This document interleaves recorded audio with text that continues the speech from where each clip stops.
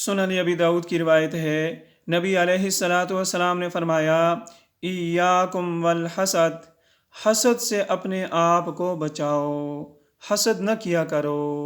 क्यों? फ़इन्नल हसद याकुलुल हसनात कमा ताकुलुन नारुल हतब, इसलिए कि हसद इंसान की नेकियों को ऐसे जला देता है, ज़ाया कर देता है, जैसे आग खुश्क लकड़ियों को जलाकर राख कर देती है। इसी तरह हसद इंसान की नेकियों को जलाकर राख कर देता है।